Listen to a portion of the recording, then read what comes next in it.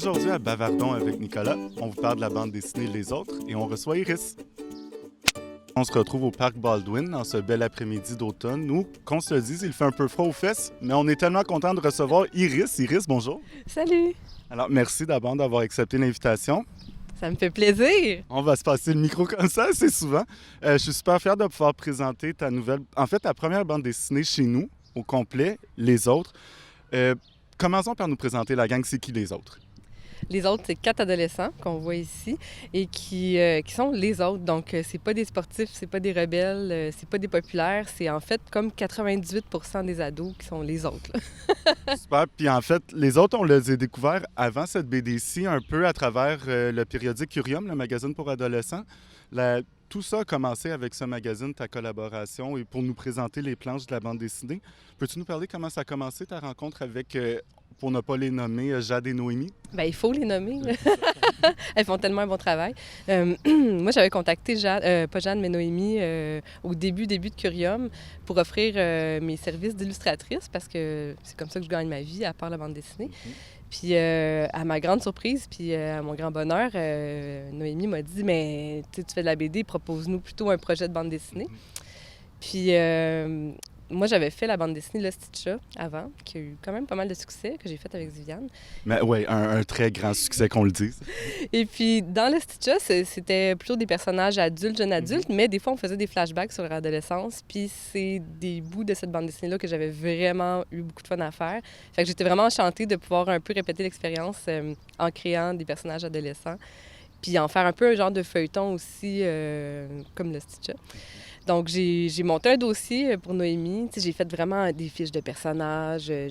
Beaucoup d'informations dès le début, là, comme c'est quoi le nom de leurs parents, dans quelle situation familiale, blablabla, leur trait de caractère, leurs défauts, leurs qualités. Avec quelques petites idées d'histoire comme ça. Puis Noémie et Jade y ont embarqué. Puis c'est comme ça que sont nés Les Autres. Et pour notre plus grand plaisir, que je dois te le dire, la bande dessinée, c'est un genre passionnant. Il y en a pour tous les goûts, pour tous les âges aussi. Est-ce que tu es fan de bande dessinée? Ah ben oui, vraiment. Puis à travers ton travail, quel BDiste t'ont soit influencé le plus ou que tu admires le plus, ou ne serait-ce qu'une série de BD que t'es fan fini complètement?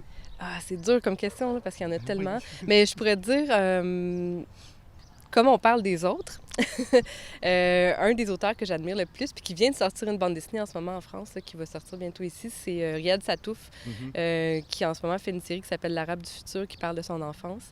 Puis on m'a dit que, tu sais, mon style de dessin ressemblait peut-être un petit peu à Riyad Satouf, puis ben je suis d'accord, là.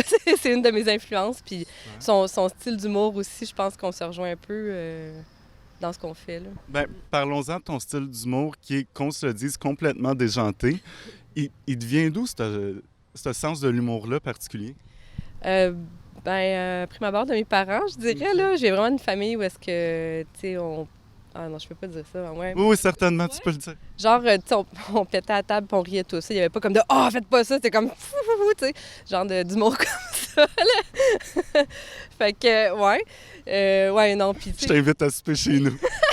Puis, tu sais, mettons, j'ai fait une série aussi avec Élise Gravel de bande dessinée pour enfants qui s'appelle Les leçons du professeur Zouf, où est-ce que le professeur enseigne les choses qu'il faut faire, mais en fait, il enseigne le contraire, là, comme la politesse, mettons, souffler dans le nez. Puis j'ai une photo de ma mère avec les 2 doigts dans le nez, comme ça, en train de lire le professeur Zouf. Fait que je dirais que mon humour vient, pour commencer, de mes parents, puis après... Puis il y a de beaux souvenirs, surtout, qu'on se le dise. Ça doit être... c'est riche en humour. Chaque personnage, qu'on se dise, est hilarant, mais très différent à sa manière. Ton inspiration pour les 4 personnages vient d'où? Bien, justement, je pense que c'était important qu'ils aient chacun des personnalités différentes pour pas faire une gang de toutes pareilles là, qui tiennent ensemble. Puis dans la vie, c'est comme ça aussi. Là, je pense qu'on ne se tient pas juste avec des gens qui nous ressemblent sur tous les points. Je sais pas quoi te répondre. Peut-être qu'une de tes questions qui s'en vient, parce qu'on me la pose souvent, c'est lequel ou laquelle est moi, là. Fait que je pourrais te dire... Iris, quel personnage te ressemble le plus? Non, mais justement, tu me demandes l'inspiration, comment j'ai fait mes personnages. Bien, je dirais que Jérémy puis Charlie, c'est comme moi, tu sais. OK. C'est comme les deux facettes de ma personnalité, mon côté givré et mon côté nature. Là. Mhm. C'est très bien dit qu'on se le dise. Alors, Iris, avant de geler sur place, j'aimerais te remercier. Puis surtout, j'aimerais inviter tout le monde à venir te saluer au Salon du Livre de Montréal, qui se tient du 16 au 21 novembre, mais surtout avoir une belle dédicace et peut-être un dessin unique d'Iris. Iris, merci beaucoup. Merci, Nicolas.